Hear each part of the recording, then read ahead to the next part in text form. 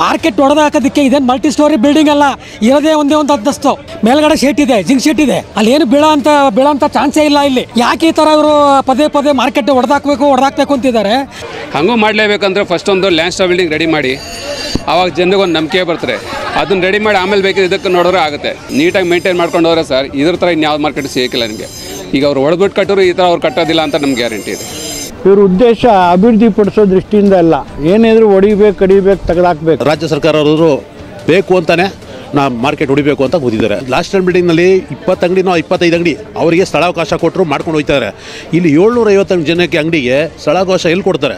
ನಮ್ಮ ಮೈಸೂರು ಮಹಾರಾಜ ಉಳಿಸ್ತೀನಿ ಅಂತ ಹೇಳ್ತಾವ್ರೆ. ಈ ಇವರೇ ಎಲ್ಲ ಬೇರೆಯವರೆಲ್ಲ ಮಾಡ್ತಾ ಇರೋದು. ಮಾರ್ಕೆಟ್ ಹೊಡಿಯೋಕ್ಕೆ ಹೋಗಬೇಡಿ, ಯಾಕಂದರೆ ಮಾರ್ಕೆಟ್ನಲ್ಲಿ ಎಲ್ಲ ಥರ ಜೀವನ ನಡೀತದೆ. ಕೂಲಿಯವ್ರದ್ದು, ಆಟೋದವ್ರದ್ದು, ಎಲ್ಲರದು. ಅವರಲ್ಲಿ ಜನಗಳಿಗೆ ಒಳ್ಳೇದು ಮಾಡಬೇಕು ಅನ್ನೋ ಭಾವನೆನೇ ಇಲ್ಲ, ಬರೀ ದುಡ್ಡು. ಏನು ಸತ್ತವಾಗ ಎದೆ ಮೇಲೆ ಹಾಕೊಂಡು ಹೋಗ್ತಾರೆ ದುಡ್ಡನ್ನು. ಆ ಒಂದು 25,000 ಜನದ ಜೀವನನ ಇವರು ಕಿತ್ಕೊಳ್ಳೋಕ್ಕೆ ಇವರು ಏನು ಒಂದು ಸಾಧಿಸ್ದಂಗೆ ಆಗುತ್ತೆ. ಇವರು ನೋಡಿ, ಈ ಮಾರ್ಕೆಟಲ್ಲಿ ಸುಮಾರು 15,000 ಜನರ ಕುಟುಂಬದ ಜೀವನೋಪಾಯ ನಡೀತಾ ಇದೆ. ಇದು ದುಸ್ಥಿತಿಲಿದೆ ಅಂತ ಚುನಾಯಿತ ಪ್ರತಿನಿಧಿಗಳು, ಅಧಿಕಾರಿಗಳು ಹೇಳ್ತಾ ಇರೋದು ಇದೇನು ಹೊಸದಲ್ಲ. ಸುಮಾರು ಕಳೆದ 25 ವರ್ಷದಿಂದ ಈ ಮಾತನ್ನು ಹೇಳ್ಕೊಂಡು ಅಪಪ್ರಚಾರ ಮಾಡಿಕೊಂಡೇ ಬರ್ತಾ ಇದ್ದಾರೆ. ಇವ್ರ ಉದ್ದೇಶ ಅಭಿವೃದ್ಧಿ ಪಡಿಸೋ ದೃಷ್ಟಿಯಿಂದ ಅಲ್ಲ, ಏನಿದ್ರು ಹೊಡಿಬೇಕು ಕಡಿಬೇಕು ತೆಗೆದಾಕಬೇಕು ಇದೆ. ಇದಕ್ಕೆ ಒಂದು ಉದಾಹರಣೆ, 2005ರಲ್ಲಿ ಅಂದಿನ ಮೈಸೂರು ಮಹಾನಗರ ಪಾಲಿಕೆ ಆಯುಕ್ತರಾಗಿದ್ದಂಥ AB ಇಬ್ರಾಹಿಂರವರು ಚುನಾಯಿತ ಪ್ರತಿನಿಧಿಗಳ ಸಹಕಾರದೊಂದಿಗೆ ಈ ದೇವರಾಜ ಮಾರುಕಟ್ಟೆಯ 9 ಮುಖ್ಯ ದ್ವಾರಗಳಲ್ಲಿ ಬೃಹದಾಕಾರವಾದ ಸುಮಾರು ಅಳತೆ 15 ಅಡಿ 10 ಅಡಿ ವಿಸ್ತೀರ್ಣದ ಎಚ್ಚರಿಕೆ ಫಲಕಗಳನ್ನು ಅಳವಡಿಸಿದ್ರು. ಅದರಲ್ಲಿ ಇದ್ದಂಥ ಒಕ್ಕಣೆ ಏನು ಅಂತೇಳಿದ್ರೆ, ಈ ಪಾರಂಪರಿಕ ದೇವರಾಜ ಮಾರುಕಟ್ಟೆ ಕಟ್ಟಡ ತೀರ ದುಸ್ಥಿತಿನಲ್ಲಿದೆ, ಯಾವ ಕ್ಷಣದಲ್ಲಾದರೂ ಕುಸಿದು ಬಿದ್ದು ಅಪಾಯ ಸಂಭವಿಸಬಹುದು. ಆ ಕಾರಣದಿಂದ ಸಾರ್ವಜನಿಕರು ಯಾರು ಮಾರುಕಟ್ಟೆಯ ಒಳ ಪ್ರವೇಶಿಸಬಾರದು, ಎಚ್ಚರಿಕೆ ಅಂಥೇಳಿ ಆಯುಕ್ತರು ಸಹಿ ಮಹಾನಗರ ಪಾಲಿಕೆ ಮೈಸೂರನ್ನು ಫಲಕಗಳನ್ನ ಹಾಕಿದ್ರು. ಇವರಿಗೆ ಕಟ್ಟಡ ಭದ್ರತೆಯಿಂದ ಕೂಡಿದೆ ಇಲ್ಲ ಶಿಥಿಲವಾಗಿದೆ ಅನ್ನೋದು ಹೆಂಗೆ ಮನಗಂಡ್ರು ಇವರೇನು ತಜ್ಞರ, ಕಟ್ಟಡದ ತಜ್ಞರ ಇಲ್ಲ ಪಾರಂಪರಿಕ ತಜ್ಞರ ಹೇಳ್ತಾ ಇದ್ದಾರೆ. ನೋಡಿ, ಈ ಮಾರುಕಟ್ಟೆ ಸುಮಾರು 3.5 ಎಕರೆ ವಿಸ್ತೀರ್ಣದ ಪ್ರದೇಶದಲ್ಲಿ ನಿರ್ಮಾಣ ಆಗಿದೆ. ಈ ಮಾರುಕಟ್ಟೆ ಅಂದಿನ ನಮ್ಮ ಮೈಸೂರನ್ನು ಆಳಿದ ರಾಜ ಮಹಾರಾಜರುಗಳು ಸಾರ್ವಜನಿಕರ ಹಿತದೃಷ್ಟಿಯಿಂದ ಈ ಸಾರ್ವಜನಿಕ ಮಾರುಕಟ್ಟೆಯನ್ನು ಕೇಂದ್ರ ಭಾಗದಲ್ಲಿ ದೇವರಾಜ ಮಾರುಕಟ್ಟೆ, ಉತ್ತರ ಭಾಗದಲ್ಲಿ ಮಂಡಿ ಮಾರುಕಟ್ಟೆ, ದಕ್ಷಿಣ ಭಾಗದಲ್ಲಿ ವಾಣಿವಿಲಾಸ ಮಾರುಕಟ್ಟೆಗಳನ್ನು ನಿರ್ಮಾಣ ಮಾಡಿ ನಗರದ ಜನತೆಗೆ, ಗ್ರಾಮಾಂತರ ಪ್ರದೇಶದ ರೈತಾಪಿ ಜನರಿಗೆ ಎಲ್ಲ ಪದಾರ್ಥಗಳು ಒಂದೇ ಸ್ಥಳದಲ್ಲಿ ರಿಯಾಯಿತಿ ದರದಲ್ಲಿ ದೊರೆಯಬೇಕೆಂಬ ಸದುದ್ದೇಶದಿಂದ ಲಾಭ ನಷ್ಟವನ್ನು ಪರಿಗಣಿಸದೆ ಈ ಸಾರ್ವಜನಿಕ ಮಾರುಕಟ್ಟೆಗಳನ್ನು ನಿರ್ಮಾಣ ಮಾಡಿದ್ರು. ಇವರುಗಳು ಕಾಲಕ್ಕೆ ದುರಸ್ತಿ ತಾವೂ ಮಾಡಲ್ಲ, ಇಲ್ಲಿರೋ ಬಾಡಿಗೆದಾರರು ಅವರ ಮೇಲ್ವಿಚಾರಣೆಯಲ್ಲಿ ದುರಸ್ತಿ ಮಾಡಿಕೊಂಡ್ರೆ ಅದಕ್ಕೂ ಅವಕಾಶ ಕೊಡೋದಿಲ್ಲ, ನಾನಾ ಥರ ಕಿರುಕುಳ ಕೊಡೋದು, ಈ ಥರ ಉದ್ದತನ ಮಾಡ್ಕೊಬಂದು ಈ ಕಟ್ಟಡ ಬಿಸಿಲಲ್ಲಿ ಒಣಗೋದು, ಮಳೆಯಲ್ಲಿ ನೆನೆಯೋದು, ಮೇಲ್ಗಡೆ ಆ ಗಿಡ ಗೆಂಟೆಗಳು ಬೆಳೆದರೆ ಅದನ್ನು ಮಳೆಗಾಲಕ್ಕೂ ಮುಂಚೆ ಅದನ್ನು ಸ್ವಚ್ಛಗೊಳಿಸಿ ನೀರು ಸರಾಗವಾಗಿ ಹೋಗೋ ರೀತಿಯಲ್ಲಿ ವ್ಯವಸ್ಥೆ ಮಾಡದೇ ಇರೋದು, ಈ ಎಲ್ಲದ ಕಾರಣ ಪಾಲಿಕೆಯ ಕಾಮಗಾರಿ ಇಲಾಖೆವರೆಗೂ ಸಂಬಂಧಪಟ್ಟಿದ್ದು. ಈಗ ಈ ವಿಚಾರ ಮೈಸೂರು ನಗರದ ಅನೇಕ ಹಿರಿಯ ನಾಗರಿಕರುಗಳು, ಅದರಲ್ಲೂ ಪ್ರಮುಖವಾಗಿ ನಮ್ಮ ಶ್ರೀಮನ್ ಮಹಾರಾಜರಾಗಿದ್ದ ಜಯಚಾಮರಾಜ ಒಡೆಯರ್ರವರ ಹಿರಿಯ ಅಳಿಯ ರಾಜಚಂದ್ರರವರು ಒಂದು ಸಾರ್ವಜನಿಕ ಹಿತಾಸಕ್ತಿ ಮೊಕದ್ದಮೆಯನ್ನು ರಾಜ್ಯದ ಉಚ್ಚ ನ್ಯಾಯಾಲಯದಲ್ಲಿ ದಾಖಲು ಮಾಡಿದರು. ಆ ಉಚ್ಚ ನ್ಯಾಯಾಲಯದಲ್ಲಿ ವಜಾ ಆದ ಮೇಲೆ ಅದರ ಬಗ್ಗೆ ಸರ್ವೋಚ್ಚ ನ್ಯಾಯಾಲಯದಲ್ಲಿ ಅಪೀಲ್ ಸಲ್ಲಿಸಿದ್ದಾರೆ. ಅದು ಈಗ ಮೊನ್ನೆ 8ನೇ ತಾರೀಕಲ್ಲಿ ಇತ್ತು. ಅದು 26ನೇ ತಾರೀಕಿದೆ, ಜನವರಿ 26ನೇ ತಾರೀಕಿಗೆ ಮುಂದಕ್ಕೆ ಹೋಗಿದೆ. ಆ ನ್ಯಾಯಾಲಯದ ತೀರ್ಪು ಏನು ಬರುತ್ತೆ ಅಂತ ನಾವು ಕಾದು ನೋಡ್ತೀವಿ. ಆ ತೀರ್ಪು ಬಂದ ನಂತರ ನಮ್ಮ ಮೈಸೂರು ಹಾಗೂ ಕೊಡಗಿನ ಜನಪ್ರಿಯ ಸಂಸತ್ ಸದಸ್ಯರಾದ ಯದುವೀರ್ ಕೃಷ್ಣದತ್ತ ಚಾಮರಾಜ ಒಡೆಯರ್ ಮಹಾಸ್ವಾಮಿಯವರನ್ನು ಭೇಟಿ ಮಾಡಿ ಅವರ ಸಲಹೆ ಮೇರೆಗೆ ನಾವು ಮುಂದೆ ಯಾವ ರೀತಿ ಮುಂದುವರಿಬೇಕು ಇದರ ಬಗ್ಗೆ ಅನ್ನೋದನ್ನ ಅವರ ಸಲಹೆನ ತಗೊಂಡು ಅವರ ಮಾರ್ಗದರ್ಶನದಿಂದ ನಾವೊಂದು ತುರ್ತು ಸಭೆಯನ್ನು ಏರ್ಪಾಡು ಮಾಡಿ ಆ ಸಭೆ ಮುಂದೆ ಈ ಎಲ್ಲ ವಿಚಾರಗಳನ್ನು ಮಂಡಿಸಿ ಸಭೆಯ ಒಮ್ಮತ ನಿರ್ಣಯವನ್ನು ತೆಗೆದುಕೊಂಡು ನಾವು ಮುಂದುವರಿಬೇಕು ಅಂಥೇಳಿ ಒಂದು ತೀರ್ಮಾನಕ್ಕೆ ಬಂದಿದ್ದೇವೆ. 25 ವರ್ಷದಿಂದ ನಡೀತಾ ಇದೆಯಲ್ಲ ದುಸ್ಥಿತಿಲಿದೆ ಅಂತ ಯಾವೊಬ್ಬ ಚುನಾಯಿತ ಪ್ರತಿನಿಧಿ ಆಗಲಿ, ಒಬ್ಬ ಮೇಯರ್ ಆಗಲಿ, ಒಬ್ಬ ಕಾರ್ಪೊರೇಟರ್ ಆಗಲಿ, ಒಬ್ಬ ಶಾಸಕರಾಗಲಿ ಬಂದು ನಮ್ಮನ್ನ ಏನು ವಿಚಾರಿಸಲಿಲ್ಲ. ಆದರೆ ನಮ್ಮ ರಾಜಮನೆತನದ ಮಾನ್ಯ ಯದುವೀರ್ ಕೃಷ್ಣದತ್ತ ಚಾಮರಾಜ ಒಡೆಯರ್ ಮಹಾಸ್ವಾಮಿಯವರು ಕುಟುಂಬ ಸಮೇತ ಮಾರುಕಟ್ಟೆಗೆ ಬಂದು ಇಡೀ ಮಾರುಕಟ್ಟೆಯನ್ನು ಪರಿಶೀಲನೆ ಮಾಡಿ ಇಲ್ಲಿ ಆತಂಕಗೊಂಡಿದ್ದಂಥ ನಮ್ಮಂಥ ಹಲವಾರು ಬಾಡಿಗೆದಾರರುಗಳನ್ನ ಭೇಟಿ ಮಾಡಿ ನಮಗೆ ಸಮಜಾಯಿಷಿಯನ್ನು ಹೇಳಿ, ನಿಮ್ಮ ಜೊತೇಲಿ ನಾವಿದ್ದೀವಿ, ಧೈರ್ಯವಾಗಿರಿ, ಯಾವುದಕ್ಕೂ ಆತಂಕ ಪಡೋದು ಬೇಡ, ಭಯ ಪಡೋದು ಬೇಡ, ನಿಮ್ಮೊಂದಿಗೆ ನಾವು ಯಾವಾಗಲೂ ಇರ್ತೀವಿ, ಈ ಕಟ್ಟಡವನ್ನು ಸಂರಕ್ಷಣೆ ಮಾಡೋದಕ್ಕೆ ನಾವು ಹೋರಾಟ ಮಾಡ್ತೀವಿ ಅಂಥೇಳಿ ನಮ್ಮಲ್ಲಿ ಏನೇನು ಹಲವಾರು ಈ ಮಾರುಕಟ್ಟೆ ವಿಚಾರದಲ್ಲಿ ನಾವು ಆಗಾಗ್ಗೆ ಚಳುವಳಿ ಬಂದು ಮತ್ತೊಂದು ಕಾರ್ಯಕ್ರಮ ಹಮ್ಮಿಕೊಂಡಿದ್ದು ಅದೆಲ್ಲದರಲ್ಲೂ ಸಕ್ರಿಯವಾಗಿ ಬಂದು ಭಾಗವಹಿಸಿದ್ದಾರೆ. ಇವತ್ತು ಅವರು ನಮಗೆ ಬೆಂಬಲವಾಗಿ ನಿಂತಿದ್ದಾರೆ. ಅದನ್ನು ನಾವು ಯಾವಾಗಲೂ ಸ್ಮರಣೆ ಮಾಡ್ತೀವಿ. ಈಗಲೂ ಮುಂದೆ ನಾವು ಅವರ ಸಲಹೆ ಮೇರೆಗೆ ಮಾರ್ಗದರ್ಶನ ಮೇರೆಗೆ ನಾವು ಮುಂದುವರಿತೇವೆ. ದೇವರಾಜ ಮಾರ್ಕೆಟು ಏನಾದರೂ ಡೆಮಾಲಿಷ್ ಮಾಡಿಬಿಟ್ರೆ ಸಾವಿರಾರು ಜನ ಬೀದಿಗೆ ಬಂದುಬಿಡ್ತಾರೆ. ಎಲ್ಲರೂ ಇಲ್ಲಿ ಸಣ್ಣ ಪುಟ್ಟ ವ್ಯಾಪಾರಿಗಳಿದ್ದಾರೆ, ಅವರು ಅವಲಂಬಿತವಾಗಿದ್ದಾರೆ. ಇಲ್ಲಿ ಭಾಳ ತೊಂದರೆಗೆ ಸಿಕ್ಕಾಕೊಂಡ್ಬಿಡ್ತಾರೆ. ಅವು ಏನಾದರೂ ಹೆಚ್ಚು ಕಡಿಮೆ ಆಗ್ಬಿಟ್ರೆ ಮಾರ್ಕೆಟ್ಗೆ ತುಂಬಾ ಸಾವು ನೋವುಗಳಾಗ್ಬಿಡುತ್ತೆ. ಆತ್ಮಹತ್ಯೆ ಮಾಡ್ಕೊಂಡ್ಬಿಡ್ತಾರೆ ಎಷ್ಟೋ ಜನಗಳು. ಯಾಕೆಂದರೆ ಅವ್ರಿಗೆ ಬೇರೆ ಗೊತ್ತಿಲ್ಲ ಎಷ್ಟೋ ಜನಗಳಿಗೆ. ಯಾಕೆಂದರೆ ಆವಾಗಿಂದನೂ ಇಲ್ಲಿ ಜೀವನ ಮಾಡ್ತಾಯಿದ್ದಾರೆ, ಅವರ ತಂದೆ ತಾತನ ಕಾಲದಿಂದನೂ ಮಾಡ್ತಾಯಿದ್ದಾರೆ. ತುಂಬ ಸಂಕಷ್ಟಕ್ಕೆ ಸಿಕ್ಕಾಕೊಂಡ್ಬಿಡ್ತಾರೆ. ಇದು ಮಾರ್ಕೆಟ್ ಏನಾದರೂ ಹೆಚ್ಚು ಕಡಿಮೆ ಆಗಿಬಿಟ್ರೆ ಬರೀ ಇದೇ ಅಲ್ಲ, ಬರೀ ಅಂಗಡಿ ಒಂದು 1000 ಚಿಲ್ಲರೆ ಅಂಗಡಿಗಳಿದೆ. ಆಮೇಲೆ ನಮಗೆ ಇಲ್ಲಿ ತಂದು ಕೊಡೋರು ಪದಾರ್ಥಗಳು ಏಜೆನ್ಸಿ ಅವ್ರು ಇರ್ಬೋದು, ಇಲ್ಲ ನಮ್ಮ ಊರಂಗಡಿ, ಹಣ್ಣಿನ ಅಂಗಡಿ, ತರಕಾರಿ ಅಂಗಡಿ ಅವರು ತಂದು ಕೊಡೋ ರೈತರುಗಳಿರ್ಬೋದು. ಎಲ್ಲರೂ ಭಾಳ ತೊಂದರೆಗೆ ಸಿಕ್ಕಾಕೊಂಡ್ಬಿಡ್ತಾರೆ. ಏನೋ ಒಂದು ವ್ಯವಸ್ಥೆ ನಡೀತಾ ಇದೆ, ಇದು ವ್ಯವಸ್ಥೆ ಪೂರ ಹದಗೆಟ್ಟೋಗುತ್ತೆ. ದಯವಿಟ್ಟು ಇದನ್ನು ನಿರ್ಧಾರ ಮಾಡೋಕ್ಕೆ ಮುಂಚೆ ಒಂದು ಪರ್ಯಾಯ ವ್ಯವಸ್ಥೆ ಅಂತ ಮಾಡಬೇಕು. ಏಕಾಏಕಿ ಮಾರ್ಕೆಟನ್ನು ಹೊಡೆದಾಕ್ಬಿಡ್ಬೇಕು ಅನ್ನೋದು ಕರೆಕ್ಟ್ ಅಲ್ಲ. ಮಾರ್ಕೆಟ್ ಹೊಡೆದಾಕೋದಕ್ಕೆ ಇದೇನು ಮಲ್ಟಿ ಸ್ಟೋರಿ ಬಿಲ್ಡಿಂಗ್ ಅಲ್ಲ, ಇರೋದೇ ಒಂದೇ ಒಂದು ಅಂತಸ್ತು. ಮೇಲ್ಗಡೆ ಶೇಟ್ ಇದೆ, ಜಿಂಕ್ ಶೇಟ್ ಇದೆ, ಅಲ್ಲೇನು ಬೀಳೋಂಥ ಚಾನ್ಸೇ ಇಲ್ಲ ಇಲ್ಲಿ. ಯಾಕೆ ಈ ಥರ ಇವರು ಪದೇ ಮಾರ್ಕೆಟ್ ಹೊಡೆದಾಕ್ಬೇಕು ಅಂತಿದ್ದಾರೆ ಅಂತ ನಂಗೆ ಅರ್ಥ ಆಗ್ತಾಯಿಲ್ಲ. 130 ವರ್ಷದ ಇತಿಹಾಸ ಇದೆ ಮಾರ್ಕೆಟ್ಗೆ ಸರ್. ಈಗ ಒಂದು ಕೆಲವು ವರ್ಷಗಳ ಹಿಂದೆ, ನನಗೆ ಸರಿ ಜ್ಞಾಪಕ ಇಲ್ಲ, ಒಂದು 8-10 ವರ್ಷ ಹಿಂದೆ ಇದೇ ರೀತಿ ಮಾರ್ಕೆಟೆಲ್ಲ ಸ್ವಲ್ಪ ತುಂಬಾ ಇದಾಗ್ಬಿಟ್ಟಿದೆ. ಅದನ್ನು ನಾವು ಜೀರ್ಣೋದ್ಧಾರ ಮಾಡ್ತೀವಿ, ಅದನ್ನು ನಾವು ರಿಪೇರಿ ಮಾಡ್ತೀವಿ ಅಂದ್ಬಿಟ್ಟು ಕೆಲವು ಕಂಪ್ನಿಗೆ ಕೊಟ್ಟರು, ನಮ್ಮ ಮೈಸೂರು ಮಹಾನಗರ ಪಾಲಿಕೆಯವರು. ಅವರನ್ನು ಅದನ್ನು ಮಾಡ್ತಾ ಚಿಪ್ ಮಾಡಿಕೊಂಡು ಎಲ್ಲ ಕಡೆ ಚಿಪ್ ಮಾಡಿ ಅದನ್ನೆಲ್ಲ ನೀಟ್ ಮಾಡೋಕ್ಕೆ ಹೋದರು. ಕೊನೆಗೆ ಅವರು ಮೇಲ್ಗಡೆ ಗೇಟು, ಅಲ್ಲಿ ಮೇಲ್ಗಡೆ ಗೇಟ್ ಇದೆ, ಅಲ್ಲಿ ಬಾಟ ಪಕ್ಕ ಗೇಟ್ ಇತ್ತು, ಅದು ದೊಡ್ಡ ಗೇಟು. ಆಮೇಲೆ ಅಲ್ಲಿ ಮುಂಚೆ ಪೊಲೀಸ್ ಸ್ಟೇಷನ್ನು ಸಹ ಇತ್ತು. ಆಮೇಲೆ ಸ್ವಲ್ಪ ಅಂಗಡಿ ಮುಂಗಟ್ಟುಗಳು ಇದ್ವು ಅಲ್ಲಿ. ಅದನ್ನು ರಿಪೇರಿ ಮಾಡ್ತೀವಿ ಅಂದ್ಬಿಟ್ಟು ಆ ದ್ವಾರ ಇದೆಯಲ್ಲ ಕೆಳಗಡೆ ಕಾಲಮ್ಗೆ ಹೊಡೆದ್ಬಿಟ್ಟು ಅವರೇ ಉಂಟಿಸ್ಬಿಟ್ರು. ಚೆನ್ನಾಗಿರೋದನ್ನು ಗಿಲಾವ್ ಮಾಡ್ತೀವಿ ಅಂದ್ಬಿಟ್ಟು ಅವರೇ ಉಂಟಿಸ್ಬಿಟ್ರು. ಅದಕ್ಕೆ ವೀಡಿಯೋ ಎಲ್ಲ ಇದೆ ಸರ್, ಅದು ವೀಡಿಯೋ ಎಲ್ಲ ಇದೆ ಅದ್ರದ್ದು. ಉಂಟೋಗ್ಬಿಡುತ್ತೆ ಅಂದ್ಬಿಟ್ಟು ಸ್ವಲ್ಪ ಎಲ್ಲರೂ ಹೊರಗಡೆ ಅಂದ್ಬಿಟ್ಟು ಇದು ಮಾಡಿದ್ರು. ರಿಪೇರಿ ಮಾಡ್ತೀವಿ ಅಂದ್ಬಿಟ್ಟು ಅವರೇ ಉಂಟಿಸ್ಬಿಟ್ಟಿದ್ದಾರೆ ಅದನ್ನು. ಇವರು ಯಾರು ಗುತ್ತಿಗೆ ತೊಗೊಂಡಿದ್ರು ಅದನ್ನು. ಚೆನ್ನಾಗಿತ್ತು ಸರ್, ಅದನ್ನು ಇನ್ನೂ ರಿಪೇರಿ ಮಾಡ್ಬೋದಿತ್ತು. ಆಗ ಏನಂತಂದರೆ ನಾವು ನಮ್ಮ ಮಹಾರಾಜರ ಹತ್ರ ನಾವು ರಿಕ್ವೆಸ್ಟ್ ಮಾಡ್ಕೊತೀವಿ ಅಂತಂದರೆ, ದಯವಿಟ್ಟು ಅವ್ರು ನಮ್ಮ ಪರಗೆ ಮಾತಾಡ್ತಾ ಇದ್ದಾರೆ. 2 ಪಾರಂಪರಿಕ ಕಟ್ಟಡಗಳನ್ನು ಉಳಿಸ್ಕೊಂಡು ಅದನ್ನೇ ಜೀರ್ಣೋದ್ಧಾರ ಮಾಡಿ ಏನಿದೆ ಅದೇ ಥರ ಮಾಡಬೇಕು ಅಂತ ಇದ್ದಾರೆ. ನಮ್ಮ ಪರವಾಗಿದ್ದಾರೆ ಅವರು. ಆಮೇಲೆ ಲಾಂಚ್ ಟೌನ್ ಬಿಲ್ಡಿಂಗ್ ನೋಡಿ, ಅದು ಘಟನೆ ಆದಮೇಲೆ ಒಂದು 8-10 ವರ್ಷ ಆಗೋಗಿರ್ಬೋದು, ಸರಿ ನನ್ನ ಜ್ಞಾಪಕ ಇಲ್ಲ ಎಷ್ಟು ವರ್ಷ ಆಗಿದೆ ಅಂತ. ಅದು ಪಾಳು ಬಿದ್ದೋಗಿದೆ. ಅದ್ರ ಬಗ್ಗೆ ಯಾರೂ ನೋಡ್ತಾ ಇಲ್ಲ. ಮುಂಚೆ ಅದನ್ನು ಮಾಡಬೇಕು ಅಂತಂದರೆ ದಯವಿಟ್ಟು ಅದನ್ನು ಸ್ವಲ್ಪ ಅದೇನಿದೆ ಮಾಡಿ, ರಿಪೇರಿ ಮಾಡೋಕ್ಕಾದರೆ ಮಾಡಿ. ಇಲ್ಲ ಅಂತಂದರೆ ಅದನ್ನೇನು ಇದೆ ಅದನ್ನು ಯಾರು ಅದಕ್ಕೆ ಸಂಬಂಧಪಟ್ಟವರಿದ್ದಾರೆ, ಅದನ್ನು ಅದೇ ರೀತಿ ಮಾಡೋರು ಅದನ್ನು ಮಾಡಿ ಸ್ವಲ್ಪ ನುರಿತ ತಜ್ಞರಿಂದ ಮಾಡಿಸ್ಬೋದು. ಅದನ್ನು ಈಗ ಪಾಳಿ ಏನಕ್ಕೆ ಬಿಟ್ಟಿದ್ದಾರೆ ಅಂತ ನಂಗೆ ಅರ್ಥ ಆಗ್ತಾಯಿಲ್ಲ. ಅದನ್ನು ಏನೂ ನಡೀತಾ ಇಲ್ಲ.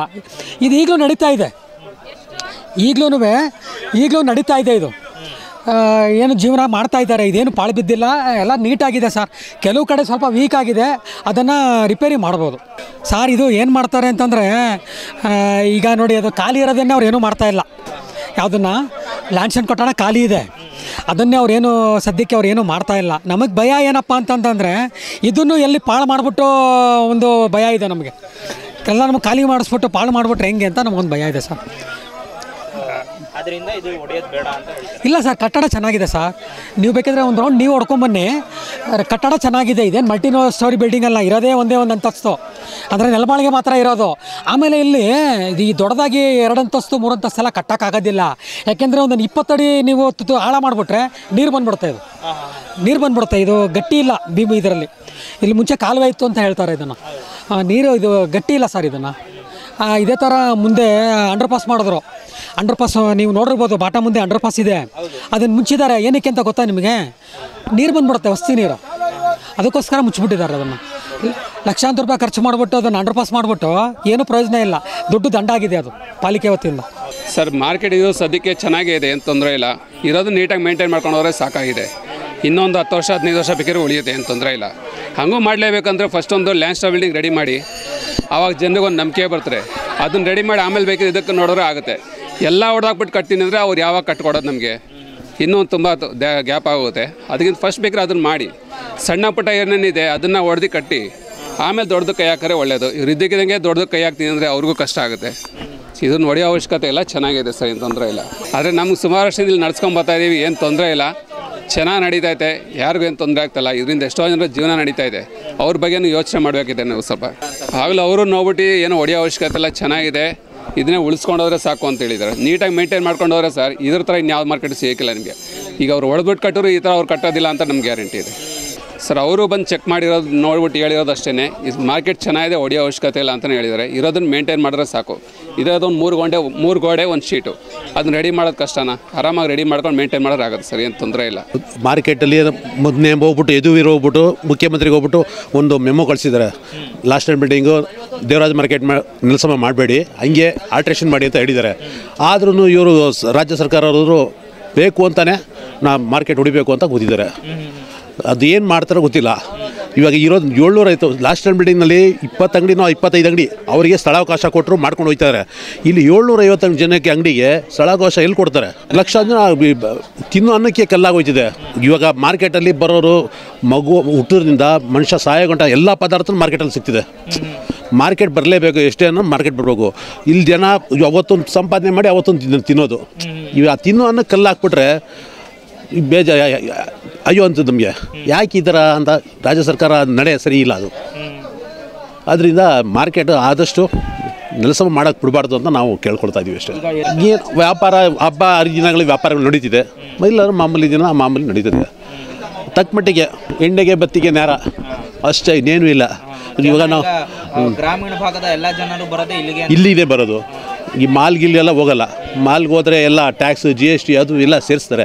ಇಲ್ಲಿ ಮಾರ್ಕೆಟಲ್ಲಿ ನಿಮಗೆ ಕಮ್ಮಿ ರೇಟು ಎಲ್ಲೂ ಸಿಗೋಲ್ಲ, ಆ ರೇಟು ಕಮ್ಮಿ ಸಿಗೋ. ಆದಷ್ಟು 100 ವರ್ಷದ ಹಳೆ ಮಾರ್ಕೆಟ್ ಇದು.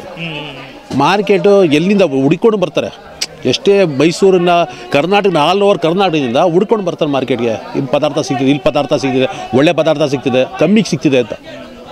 ತರಕಾರಿಗಳು ಫ್ರೆಶ್ ಐಟಮ್ ಸಿಗ್ತಿದೆ, ತರಕಾರಿ ಹಣ್ಣು. ಇಲ್ಲಿ ಮಹಾರಾಜರು ಮಾಡಿದ್ದು ಹೂ ಅಂಗಡಿಗೆ ಒಂದು ವಿಭಾಗ, ಹಣ್ಣು ಅಂಗಡಿಗೆ ಒಂದು ವಿಭಾಗ, ತರಕಾರಿ ಅಂಗಡಿಗೆ ಒಂದು ವಿಭಾಗ, ಎಲ್ಲದಕ್ಕೂ ಒಂದೊಂದು ವಿಭಾಗ ಮಾಡಿದ್ದಾರೆ. ಆದ್ದರಿಂದ ಮಾರ್ಕೆಟ್ ಅಚ್ಚುಕಟ್ಟಾಗಿದೆ, ಏನಿಲ್ಲ. ಮುಂದೆ ಸ್ವಲ್ಪ ಇದಾಗಿದೆ, ಸ್ವಲ್ಪ ಆಲ್ಟ್ರೇಷನ್ ಮಾಡಿಕೊಂಡ್ರೆ ಸರಿಯಾಗಿ ಹೋಗಿದೆ ಸರ್. ಅವರೆಲ್ಲ ಏನಂದರೆ ಅವ್ರಿಗೆ ದುಡ್ಡುಗೋಸ್ಕರ ಇದು ಮಾಡ್ತಾ ಇರೋದು. ಯಾಕಂದರೆ ನಮ್ಮ ಮಾರ್ಕೆಟ್ನಲ್ಲಿ 20,000 ಜನದು ಜೀವನ ನಡೀತಾ ಇದೆ. ಮಾರ್ಕೆಟ್ ಅವರು ಇಲ್ಲಿ ಕೆಲಸ ಮಾಡೋರು ಒಂದೊಂದು ಅಂಗಡಿನಲ್ಲಿ 6 ಜನ ಇದ್ದಾರೆ ಕೆಲಸಕ್ಕೆ. ಅವ್ರ ಮನೇಲಿ ಏನಾಗಬೇಕು? ಒಂದು ಮನೇಲಿ 4 ಜನ ಇರ್ತಾರೆ ತಿನ್ನೋರು. ಏನು ಮಾಡಬೇಕು? ಇವ್ರದ್ದು ಬರೀ ಆಲೋಚನೆ ಮಾಡ್ತಾವ್ರೆ, ಬೇರೆಯವ್ರದ್ದೆಲ್ಲ ಆಲೋಚನೆ ಮಾಡ್ತಾ ಇಲ್ಲ. ನಮ್ಮ ಮೈಸೂರು ಮಹಾರಾಜ ಉಳಿಸ್ತೀನಿ ಅಂತ ಹೇಳ್ತಾವ್ರೆ. ಈ ಎಲ್ಲ ಇವರೆಲ್ಲ ಬೇರೆಯವರೆಲ್ಲ ಮಾಡ್ತಾ ಇರೋದು. ಮಾರ್ಕೆಟ್ ಹೊಡೆಯೋಕ್ಕೆ ಹೋಗಬೇಡಿ. ಯಾಕಂದರೆ ಮಾರ್ಕೆಟ್ನಲ್ಲಿ ಎಲ್ಲ ಥರ ಜೀವನ ನಡೀತದೆ. ಕೂಲಿಯವ್ರದ್ದು, ಆಟೋದವ್ರದ್ದು, ಎಲ್ಲರದು. ಆಮೇಲೆ ಗೌಡರು ಬೆಳಗ್ಗೆ 4 ಗಂಟೆಗೆ ಹೂ ಎಲ್ಲ ತೊಗೊಂಬರ್ತಾರೆ, ಅವ್ರದ್ದು ಜೀವನ ಎಲ್ಲರೂ ನಡೀತದೆ. ಎಲ್ಲರೂ 22,000 ಜನ ಜೀವನ ನಡೀತದೆ. ಏನು ಮಾಡಬೇಕು? ಎಲ್ಲೋಗ್ಬೇಕು ಎಲ್ಲರೂ ನಾವು? ಈ ಥರ ಮಾಡಿಬಿಟ್ರೆ ಬೀದಿಗೆ ಬರಬೇಕಾಗ್ತದೆ. ತಿನ್ನಕ್ಕೆ ಏನು ಮಾಡಬೇಕು? ಆಮೇಲೆ ದಾಂಡ ಹಾಕಿ ನಾವು ಸತ್ತೋಗ್ಬೇಕಾ ನಾವು? ಈ ಥರ ಮಾಡೋಕ್ಕೆ ಹೋಗಬೇಡಿ. ಮಾರ್ಕೆಟ್ ಉಡಿಸಿ. ಮಾರ್ಕೆಟ್ ಆ ಥರ ಏನಾಗಿಲ್ಲ. ಆ ಥರ ಮಾರ್ಕೆಟಲ್ಲಿ ಆ ಥರ ಏನಾಗಿಲ್ಲ. ಇವರು ದುಡ್ಡುಗೋಸ್ಕರ ಮಾಡ್ತಾ ಇರೋದು, ಬೇರೆ ಯಾರೂ ಮಾಡ್ತಾಯಿಲ್ಲ. ಇದು ಇದೆ ಪಾಲಿಟಿಕ್ಸ್ ಅವರೇ ಮಾಡ್ತಾ ಇರೋದು. ನಮ್ಮ ಮೈಸೂರು ಮಹಾರಾಜ ಉಡಿಸ್ತೀನಿ ಅಂತ ಹೇಳ್ತಾವ್ರೆ. ಅವ್ರಿಗೆ ಮಾತಾಡೋಕ್ಕೇ ಕೊಡ್ತಾಯಿಲ್ಲ ಅವರು. ಅವ್ರು ಏನಕ್ಕೂ ನಾವು ಮುಂದೆ ಇದ್ದೀನಿ ಅಂತ ಹೇಳ್ತಾವ್ರು ಎಲ್ಲ ಅವರು ಶುರುವಿಂದ ಅದೇ ಹೇಳ್ಕೊಂಬರ್ತಾರೆ ನನಗೆ ನಾವು ಏನಕ್ಕೆ ಇದೀನಿ ಅಂತ ನಾವು ಇದ್ದಿರೋದು ಅವರಿಂದಾನೇ ಅಷ್ಟು ನಮಗೆ ಧೈರ್ಯ ಇರೋದು. ಬೇರೆಯವರೆಲ್ಲ ಯಾರೂ ಕೆಲಸ ಮಾಡೋಕ್ಕಿಲ್ಲ. ಅದು ಮೇಲ್ಗಡೆದೂ ಇವ್ರು ಬಂದೇ ಇದು ಮಾಡ್ತಿರೋದು. ಯಾವುದೋ ನಮ್ಮದು ಮೇಲ್ಗಡೆದು ಜಾಗ ಚೆನ್ನಾಗಿರ್ತು, ಆ ಡ್ರಿಲ್ ಮಿಷಿನ್ ತಗೊಂಡು ಬಂದು ಹೋಲೆಲ್ಲ ಹಾಕಿ ಬಿಡಿಸಿರೋದು. ಆ ಚಿನ್ನು ರವಿ ಅವರೆಲ್ಲ ಎಲ್ಲರೂ ಸೇರ್ಕೊಂಡು ಎಲ್ಲರೂ ಮಾಡಿರೋದು, ಆ ಟೈಮ್ದಲ್ಲಿ ಮಾಡಿರೋದು. ಕಣ್ಣಲ್ಲಿ ಕುತ್ಕೊಂಡು ಯಾರು ಸರಿಗೆ ನೋಡೋದು. ಏನು ಮಾಡ್ತಾರೆ ಇವ್ರು, ಏನು ಮಾಡಿದರು, ನಾನು ಎಲ್ಲ ಇದು ಮಾಡಿಕೊಡ್ತೀನಿ, ಗಿಲಾವ ಮಾಡಿಕೊಡ್ತೀನಿ ಅಂತ ಎಲ್ಲರೂ ಬಂದು ಡ್ರಿಲ್ಲಿಂಗ್ ಮಿಷನ್ ಹಾಕ್ಬಿಟ್ಟು ದೊಡ್ಡ ಡ್ರಿಲ್ಲಿಂಗ್ ಮಿಷನ್ ಹಾಕ್ಬಿಟ್ಟು ಹೋಲೆಲ್ಲ ಹಾಕಿ ಬಿಡಿಸೋರೆ. ಆ ಥರ ಮಾಡೋಕ್ಕೆ ಹೋಗಬೇಡಿ ಸರ್. ಎಷ್ಟು ಆಗ್ತದೆ ಅಷ್ಟು ಉಡಿಸಿ ಮಾರ್ಕೆಟು. 22,000 ಜೀವನ ನಡೀತಾ ಇದೆ. ಯಾರಿಗೂ ಸುಮ್ಮನೆ ಆಮೇಲೆ ನಾಣ್ಯ ಹಾಕ್ಕೊಬೇಕು ಆ ಥರ ನಮ್ಮ ಕತೆ ಆಗ್ತದೆ. ಆ ಥರ ಮಾಡ್ಸೋಕ್ಕೆ ಹೋಗಬೇಡಿ ಸರ್. ಇದು ನಮ್ಮ ಒಂದು ತಾತನ ಕಾಲ, ನಮ್ಮ ತಾತ ಆದಮೇಲೆ ನಮ್ಮ ತಂದೆ ಆದಮೇಲೆ ನಾವು ಈಗ ವ್ಯಾಪಾರ ಮಾಡಿಕೊಂಡು ಸುಮಾರು ಒಂದು 40 ವರ್ಷದಿಂದನೂ ಇಲ್ಲಿ ದೇವರಾಜ್ ಮಾರ್ಕೆಟಲ್ಲಿ ಹೂವಿನ ವ್ಯಾಪಾರ ಮಾಡ್ತಾಯಿದ್ದೀವಿ. ಸುಮಾರು ಈ ಥರದ ಒಂದು ಪರಂಪರೆಯಾಗಿ ವ್ಯಾಪಾರ ಮಾಡ್ಕೊಂಡು ಹೋಗುವಂಥದ್ದು ಸುಮಾರು ಒಂದು ಕುಟುಂಬಗಳಿದೆ. 26 ವರ್ಷದಿಂದ ಆ ತಾಯಿ ಸೇವೆ ಒಂದು ಮಾಡೋಂಥ ಒಂದು ಭಾಗ್ಯ ಸಿಕ್ಕಿತ್ತು. ಅದು ಮಾಡ್ಕೊಂಡು ಬರ್ತಾಯಿದ್ದೀವಿ. ತಾಯಿ ಚಾಮುಂಡೇಶ್ವರಿ ಎಲ್ಲರಿಗೂ ಒಳ್ಳೇದು ಮಾಡಲಿ ಅಂತ ದೇವರಲ್ಲಿ ಪ್ರಾರ್ಥನೆ ಮಾಡ್ಕೊತೀನಿ. ಇದು ಏನಂತ ಹೇಳಿದ್ರೆ, ಈ ರಾಜಕೀಯ ವ್ಯಕ್ತಿಗಳಿಂದ ಈ ಡೆಮಾಲಿಷ್ ಮಾಡಬೇಕು, ಅವ್ರು ಯಾವ ಉದ್ದೇಶಕ್ಕೆ ಈ ರೀತಿ ಒಂದು ಮಾತಾಡ್ತಾ ಇದ್ದಾರೆ ಅಂತ ಅರ್ಥ ಆಗಲ್ಲ. ಇಲ್ಲಿ ಅವರಿಗೆ ಇಲ್ಲಿ ಜನಗಳಿಗೆ ಒಂದು ಒಳ್ಳೇದು ಮಾಡಬೇಕು ಅನ್ನೋ ಒಂದು ಭಾವನೆ ಅವರಲ್ಲಿಲ್ಲ ನಿಜವಾಗ್ಲೂ. ಯಾಕಂತೇಳಿದ್ರೆ ಅವರೊಂದು ಈ ಎಲೆಕ್ಷನ್ ಟೈಮಲ್ಲಿ ಈಗಿರೋಂಥ ಅವರು ನಮ್ಮ MLAಗಳು, ಇದು ಹಿಂದೆ ಇದ್ದಂಥ MLAಗಳು 3 MLAಗಳು ನಾವು ನೋಡ್ಬಿಟ್ಟಿದ್ದೀವಿ. ಎಲ್ಲರೂ ಅವ್ರು ಬಂದು ಇಲ್ಲಿ ನಿಮ್ಮ ಮಾರ್ಕೆಟು ಹೊಡಿದೇ ರೀತಿಯಲ್ಲಿ ನಾವು ನಿಮ್ಮ ಸಪೋರ್ಟಾಗಿ ನಾವು ನಿಲ್ತೀವಿ, ಇದು ತುಂಬ ಚೆನ್ನಾಗಿದೆ ಮಾರ್ಕೆಟು, ಈ ರೀತಿ ಮಾರ್ಕೆಟು ನಮ್ಮ ದೇಶದಲ್ಲೇ ಎಲ್ಲೂ ಇಲ್ಲ ಅಂತ ಹೇಳಿ ತುಂಬ ಒಂದು ಭರವಸೆಗಳು ಕೊಟ್ಟರು. ಆ ಎಲೆಕ್ಷನ್ ಆಗ್ತಾ ಇದ್ದಂಗೆ ಮತ್ತೆ ಅವರು ಒಂದು ಬೇರೆ ರೀತಿಯಲ್ಲಿ ಒಂದು ಮಾತುಕೊಳ್ಳೋ ಶುರು ಮಾಡಿದ್ರು, ಇದು ಹೊಡಿಬೇಕು. ಇದರಲ್ಲಿ ಏನು ಗೊತ್ತಾಗುತ್ತೆ ಅಂತ ಹೇಳಿದ್ರೆ, ಅವರು ಒಂದು ಜನಸೇವೆ ಮಾಡೋಂಥದ್ದಾಗಲಿ, ಇಲ್ಲಿರೋಂಥ ಒಂದು ವರ್ತಕರಿಗೆ ಆಗಲಿ ಅಥವಾ ಇಲ್ಲಿ ಕೆಲಸ ಮಾಡೋಂಥ ಅವ್ರಿಗೆ ಆಗಲಿ, ಕೂಲಿಯವ್ರಿಗೆ ಆಗಲಿ ಒಂದು ಒಳ್ಳೇದು ಮಾಡಬೇಕು ಅನ್ನೋ ಉದ್ದೇಶ ಅವರಲ್ಲಿ ಖಂಡಿತವಾಗಲೂ ಇಲ್ಲ. ಅವರಲ್ಲಿ ಒಂದು ಪ್ರಾಜೆಕ್ಟ್ ತೊಗೊಂಡ್ರೆ ಇಲ್ಲಿ ಬರೋಂಥ ಕಮಿಷನ್ಗೆ ಒಂದು ಹಣದ ಆಸೆಗೋಸ್ಕರ ಪ್ರತಿಯೊಬ್ಬರು ಒಂದು MLAಗಳು ಅಂತ ಇರ್ಬೋದು, ಕಾರ್ಪೊರೇಟ್ರುಗಳು ಇರ್ಬೋದು, ಇತ್ತೀಚೆಗೆ ಒಂದು ಮೇಯರ್ಗಳು ಸಹ ಇದರಲ್ಲಿ ಇನ್ವಾಲ್ವ್ ಆಗಿದ್ದಾರೆ ಅಂತ ನಮಗೆ ತಿಳಿದು ಬಂದಿದೆ.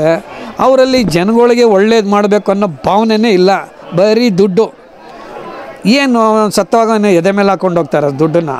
ನಾವು ಜನ ಇವತ್ತು ಮಹಾರಾಜರು ಹೆಚ್ಚು ಕಮ್ಮಿ ಒಂದು 100 ವರ್ಷದ್ದು ಅವ್ರದ್ದು ಪುಟಗಳನ್ನ ತೆಗಿತಾ ಹೋದರೆ ಇದುವರೆಗೂ ಅವ್ರು ಮಾಡಿರೋಂಥ ಕೆಲಸಗಳ್ನ ಜನ ನೆನೆಸ್ಕೊಂಡು ನಮ್ಮ ಮಹಾರಾಜರು ಅಂತಾರೆ. ಇವರು ಪೀಡಲ್ಲಿ ಅಂಥ ಕೆಲಸ ಇವ್ರು ಮಾಡಿಬಿಟ್ಟು ಹೋಗಬೇಕು. ಹಿಂದೆ ಇಂಥ MLAಗಳಿದ್ರು, ಈ ಥರ ಕಾರ್ಪೊರೇಟ್ರುಗಳಿದ್ರು, ಈ ಥರ ಮೇಯರ್ ಇದ್ದರು, ಮಾರ್ಕೆಟ್ಗೆ ನಮ್ಗೆ ಈ ಥರ ಕೆಲಸ ಮಾಡಿಬಿಟ್ಟು ಹೋದ್ರಪ್ಪ, ಒಳ್ಳೆ ಕೆಲಸ ಮಾಡಿದ್ರು ಅಂತ ನೆನೆಸೋಂಥ ಒಂದು ಕೆಲಸ ಮಾಡಬೇಕು. ಆ ಕೆಲಸ ಇಲ್ಲಿವರೆಗೂ ಯಾರನ್ನೂ ಒಂದು ರಾಜಕೀಯ ವ್ಯಕ್ತಿಗಳು ಮಾಡ್ತಾಯಿಲ್ಲ. ಅವ್ರ ಉದ್ದೇಶಗಳೇ ಬರೀ ಒಂದು ಕಮಿಷನು, ಒಂದು ಆಸೆಗೋಸ್ಕರನೇ ಇಲ್ಲಿ ಡೆಮಾಲಿಷ್ ಮಾಡಬೇಕು ಅಂತ ಹೇಳಿ ಒಂದು ಮಾಡ್ತಾಯಿದ್ದಾರೆ. ಪ್ರತಿಯೊಬ್ಬರು ಎಲ್ಲ ಸೇರಿದ್ರೆ ಈ ದೇವರಾಜ್ ಮಾರ್ಕೆಟಲ್ಲಿ ಸುಮಾರು ಒಂದು 20-25 ಸಾವಿರ ಜನದ್ದು ಇಲ್ಲಿ ಜೀವನ ನಡೀತಾ ಇದೆ. ಆ ಒಂದು 25 ಸಾವಿರ ಜನದ ಜೀವನನ ಇವರು ಕಿತ್ಕೊಳ್ಳೋಕ್ಕೆ ಇವರು ಏನು ಒಂದು ಸಾಧಿಸ್ದಂಗೆ ಆಗುತ್ತೆ. ಇವರು ಸರ್ ಇನ್ನೂ ಒಂದು 10 ಮಾಲಲ್ಲ 100 ಮಾಲ್ ಮಾಡಿದ್ರು ನಮ್ಮ ಒಂದು ಗ್ರಾಮೀಣ ಹಳ್ಳಿ ಜನಗಳು ನಮ್ಮ ದೇವರಾಜ್ ಮಾರ್ಕೆಟ್ಗೆ ಬಂದು ಎಲ್ಲ ಒಂದು ಪರ್ಚೇಸ್ ಮಾಡೋಂಥದ್ದು ರೂಢಿಯಲ್ಲಿದೆ. ಸಿಟಿ ಜನ ಕೆಲವರು ಅಂಥವ್ರು ಮಾತ್ರ ಈ ಮಾಲು, ದುಡ್ಡಿರೋರು ಆ ರೀತಿ ಒಂದು ಜನಗಳು ಮಾತ್ರ ಈ ಮಾಲ್ಗಂತ ಹೋಗೋದು. ಇನ್ನು ಮೂಲೆಯಿಂದ ಹಳ್ಳಿ ಜನಗಳು, ಅಲ್ಲಿ ನಮ್ಮ ಒಂದು ಮೈಸೂರು ಜಿಲ್ಲೆ ಅಂತ ಇರೋಂಥ ಜನಗಳು ಈ ದೇವರಾಜ್ ಮಾರ್ಕೆಟ್ಗೇ ಬಂದು, ಯಾಕಂತ ಹೇಳಿದ್ರೆ ದೇವರಾಜ್ ಮಾರ್ಕೆಟ್ಗೆ ಬಂದರೆ ಪ್ರತಿಯೊಂದು ಪದಾರ್ಥಗಳು ಸಿಗ್ತದೆ, ಒಂದು ಸಿಕ್ಕಲ್ಲ ಅನ್ನೋ ಥರ ಇಲ್ಲ.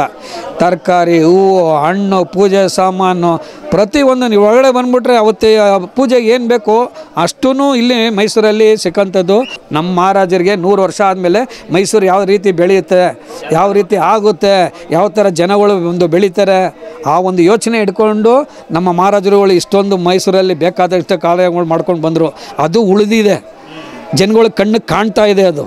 ಅದನ್ನು ದಯವಿಟ್ಟು ಈಗಿರೋಂಥ ವ್ಯಕ್ತಿಗಳು ಮಂದಟ್ಟು ಮಾಡಿಕೊಂಡು ಯಾರಿಗೂ ಒಂದು ತೊಂದರೆ ಆಗದೆ ರೀತಿಯಲ್ಲಿ, ಜನಗಳಿಗೆ ತೊಂದರೆ ಕೊಡದೆ ರೀತಿಯಲ್ಲಿ ಕೂಲಿ ಮಾಡಿ ಜೀವನ ಮಾಡೋಂಥ ವ್ಯಕ್ತಿಗಳಿಗೆ ದಯವಿಟ್ಟು ಒಂದು ಉಪಕಾರ ಮಾಡಿ ಇಲ್ಲಿ ಏನು ಒಂದು ಸಣ್ಣ ಪುಟ್ಟದೊಂದು ಲೋಪ ಇದೆ, ಒಂದು ಸಣ್ಣ ಪುಟ್ಟದೊಂದು ವ್ಯವಸ್ಥೆ ಆಗಬೇಕಾಗಿದೆ. ದಯವಿಟ್ಟು ಅಷ್ಟನ್ನು ಮಾಡಿ ಒಂದು ಎಲ್ಲರಿಗೂ ಒಂದು ಅನುಕೂಲ ಮಾಡಿ ಜೀವನ ಮಾಡೋಕ್ಕೆ ಒಂದು ಅನುಕೂಲ ಮಾಡಿಕೊಡ್ಬೇಕು ಅಂತ ಈಗಿನ ಒಂದು ನಮ್ಮ ಅಧಿಕಾರಿಗಳಿಗೆ, ನಮ್ಮ ಒಂದು ಈ ಸಂಬಂಧಪಟ್ಟ ಒಂದು MLAಗಳಿಗೆ, ಕಾರ್ಪೊರೇಟ್ರುಗಳಿಗೆ ಎಲ್ಲರಿಗೂ ನಮ್ಮ ಒಂದು ದೇವರಾಜ್ ಮಾರ್ಕೆಟ್ ಎಲ್ಲ ವರ್ತಕರ ಪರವಾಗಿ, ಎಲ್ಲ ಒಂದು ಕೂಲಿ ಕಾರ್ಮಿಕರ ಪರವಾಗಿ, ಇಲ್ಲಿನ ಒಂದು ಜನತೆಯ ಪರವಾಗಿ ಅವ್ರಿಗೆಲ್ಲರಿಗೂ ಕೈ ಮುಗಿದು ಕೇಳ್ಕೊತೀನಿ, ಈ ಒಡೆಯಂಥ ಒಂದು ನಿರ್ಧಾರನ ದಯವಿಟ್ಟು ಮಾಡಬೇಡಿ.